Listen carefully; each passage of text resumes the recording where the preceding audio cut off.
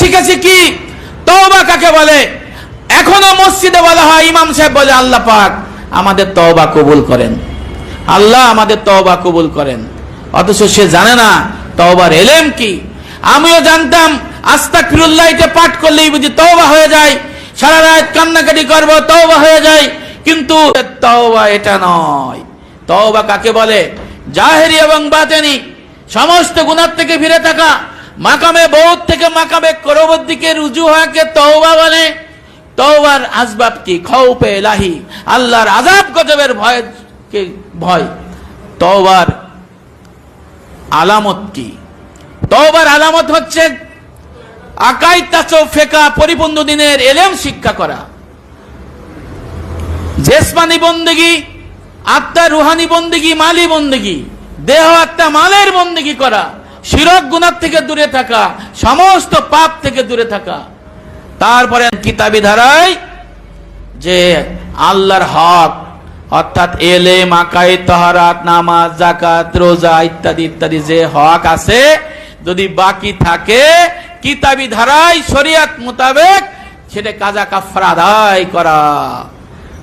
তারপরে বললেন হকুল্লাহ, হকুল ইবাদ, বান্দার হক, মানুষের পাওনা, মানুষের দেনা, মানুষের অত্যাচার, নির্যাতন, মারপিট, সম্পত্তি দখল, জমি দখল, সমস্ত অবৈধ জিনিস যে লুটপাট করে নেওয়া হয় সেইগুলো কিতাবী দ্বারাই ফেরত দেয়া, সমস্ত গুনাহ থেকে ফিরে থাকা।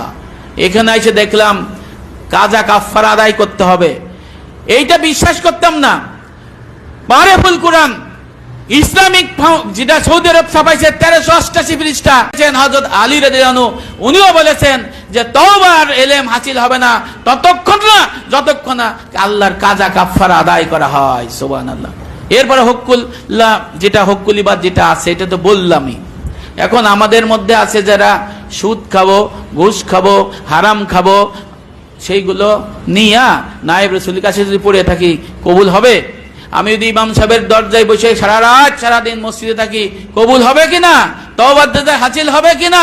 আমাদের এখানে শিখাইছে তোমাদের মধ্যে যদি হারাম মাল থাকে, হালাল মাল থাকে, হারাম এবং হালাল আলাদা করো, হালাল থেকে ভক্ষণ করো, আর হারাম মাল আল্লাহর রাস্তায় যেভাবে শরীয়ত বলে সেটা কি নিজের সওয়াবের আশা বাদ দিয়া দান করতে থাকো। আর যদি মালিক পাওয়া যায় মালিককে ফেরত দাও, যদি মালিককে বলতে লজ্জা পাও লিখে পাঠাই দাও নাম ছাড়া। যদি মালিক মারা যায় তার ওয়ারিসদের ফেরত দাও, যদি ওয়ারিস পাওয়া না যায় তাহলে কিতাবী ধারায় তাদের নামে দিয়ে দাও।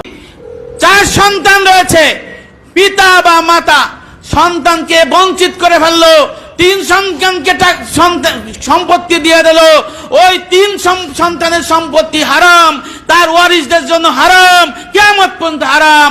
হারাম খেয়ে সেই সন্তানের রক্ত গোস্ত তৈরি হয়ে গেল আর তার ইবাদত বন্দেগী কবুল হইল না। অনেকে ছোট সন্তানকে আদর করে 5 খণ্ড জায়গা 2 খণ্ড জমি দিয়ে দেয়। আল্লাহ রাসূলকে এক হযরত নোমান বসরি রাদিয়াল্লাহু আনহু বলেছেন যে ওনার স্ত্রী একটা বাদী চাইছে ওনার এক ছেলেরে দেবে দেখে, আইসে বললে হুজুর আমাদের নবীকে সাক্ষী রাখবে। তখন বললে হুজুর এই বাদীটা আমার এই ছেলেকে দিতে চাই, ওর মা আবদার করছে এবং আপনি সাক্ষী হবেন। আল্লাহ রাসূল বললেন তোমার কি আর কোনো সন্তান আছে কিনা? আল্লাহ রাসূলকে বলল ইয়া রাসূলুল্লাহ আমারও সন্তান আছে। আল্লাহ রাসূল বললেন তাকে কি তুমি এটা দিয়েছো কিনা? বলছে না। আমি এর সাক্ষী হব না, কারণ এটা হক নষ্ট হয়ে যায়, নাউজুবিল্লাহ। তাহলে আল্লাহ রাসূল কি মেসেজ দিলেন? সন্তান যদি সমান থাকে সেইভাবে সম্পত্তি ওয়ারিস বন্টন করতে হবে, আর একটা কম একটা বেশি যদি হয়ে যায় তাহলে কি সেটা কি সরই বন্টন হবে? হবে না। এই জন্য মুআমালাত এই বিষয়টা আসছে। আর মুহলিকাত আর মুনজিয়াত, আমরা এলেম শিখি, আমরা তাসাউফের ছাত্র, আত্মার থেকে অসৎ স্বভাব বর্জন আর সৎ স্বভাব অর্জন। ইলমে তাসাউফের ইলম শিক্ষা করা ফরজ আইন। সাইদ দ্বারা কিভাবে লাগছে? হুদুদ, আসবাব, আলামত, এলাজ, এই 4 ফরজ ভাষা শিক্ষা করে আত্মা পবিত্র করতে হয়। সুবহানাল্লাহ।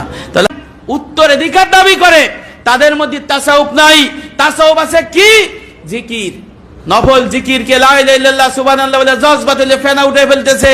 আমার বাড়ির পাশে এরকম আছে যে এই তাসাউফ, অথচ তাদের উস্তাদের উস্তাদরাও চার ধারের মাস্টার শিখে গেছে, ফরজে আইনের মাস্টার শিখে গেছে, আর তাদের ছাত্র অস্বীকার করে, নাউজুবিল্লাহ। শেষ করে নিয়ে আছে। এই জন্য আল্লাহ রাসূল বলেছেন, ইয়া কুনু ফি আখিরিজ জামানি উবাদুন জুহালুন ওয়া উলামা ফুসাকুন। ফিতনার সময়ের মূর্খ ইবাদতকারী আসবে, আর হবে হলো ফাসেক, অবদ্ধ, পাপিষ্ট, ফাসেক আলেম।